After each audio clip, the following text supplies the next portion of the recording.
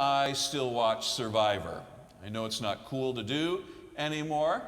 If you don't know what Survivor is, it's a TV show, reality show. They get a bunch of people together on an island and they take turns talking amongst themselves to figure out who's bad and dangerous, and they vote them off, pretty much like life itself in the real world. In previous years, more recent years, you now have people who have grown up watching Survivor. 46 seasons over a quarter century of time. 26 years, I think it's been. And so they like to say that they are super fans. They grew up watching the show, they've studied everything, and they get on the show. And it's not the brightest thing to do, because if you go around saying you're a super fan, that makes you dangerous, and you just get yourself voted off anyway. But increasingly, I think what people are doing is, to get cast on the show, the producers will say, let's get some super fans on the show. These people who will listen to all the podcasts about episodes, they'll watch every season, every episode, multiple times.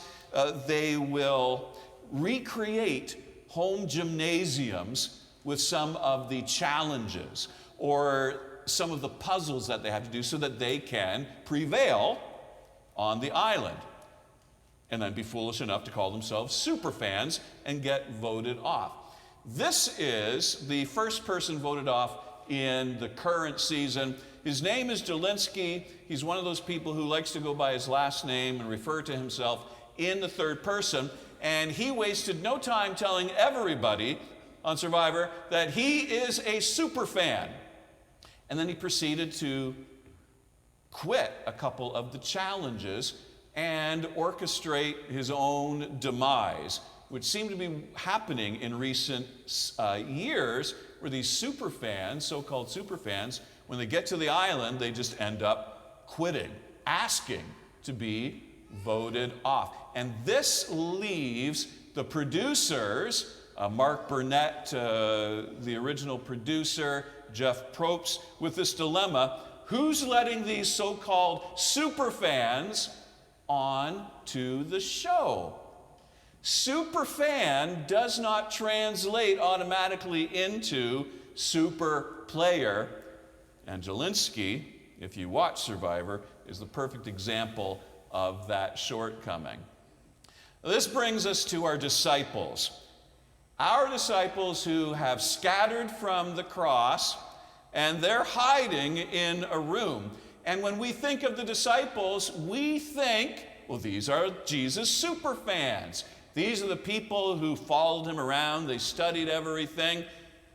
But the truth is, when push came to shove, they had no clue who Jesus was.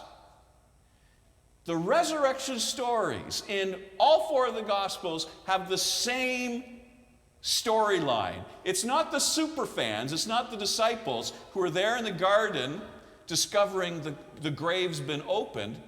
It's the women, not the men who are the disciples. It's the women who are doing the work on the ground to get things done, not walking around calling themselves super fans. They are the super players.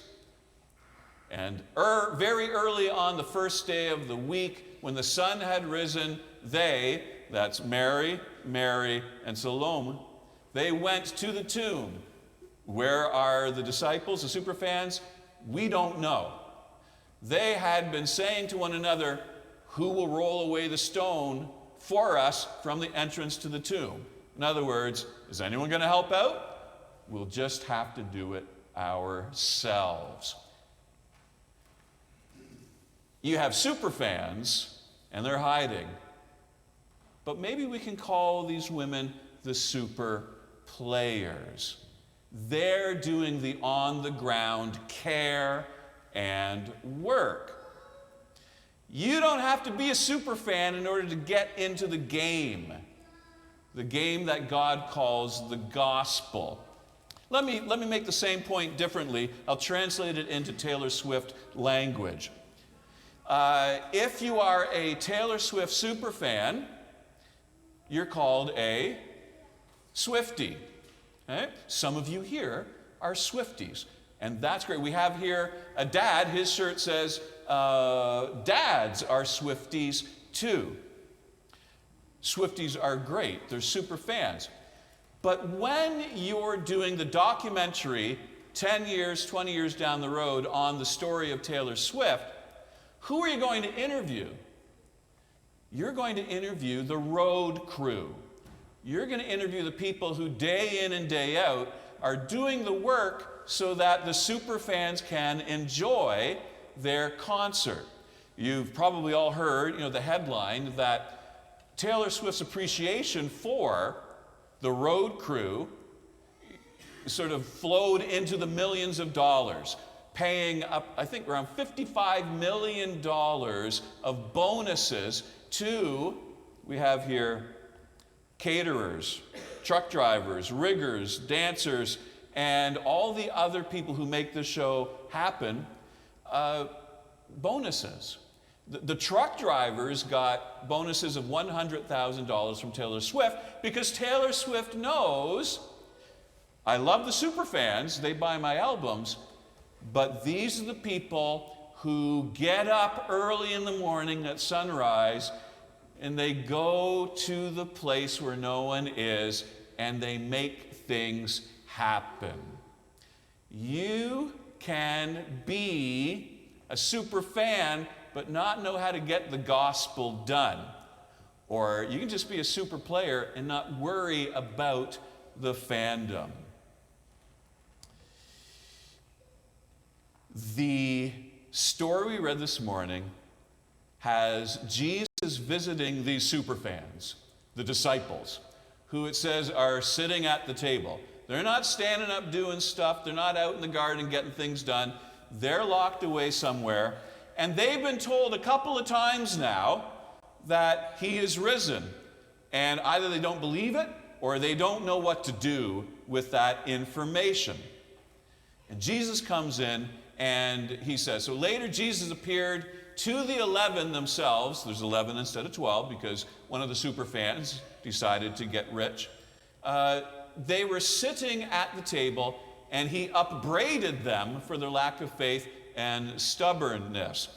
Some of you, the younger folk in the crowd, may not know what upbraiding means. I got to put this gently.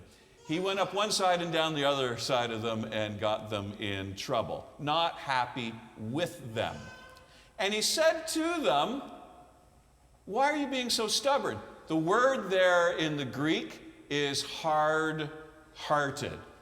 Love the Lord your God with all your heart. Hard-hearted. You see the image there of that dried up, hard heart. Jesus is saying, if you can't love me with all your heart, with all your courage, you can't get into the game. And I need you to go and get into this gospel game. And so what Jesus does is he makes them super players. Says, none of this super fan stuff sitting around just cheering me on. You've got to go out, be courageous, and make things happen. Mark Burnett, I mentioned, was one of the producers on Survivor. He's also known for producing Donald Trump's The Apprentice. And a few years back, people were critical that he had resurrected Donald Trump's career, portraying him as an American success story and helping to pave the way to Trump's presidency. Why am I bringing this up? I'm allowing myself a Trump reference at least once this year. Anyone can be a super fan. Anyone can say that they're such a fan, they'll sell you a $60 Bible as a fundraiser. But Jesus isn't looking for super fans, and that's not who we are called to be.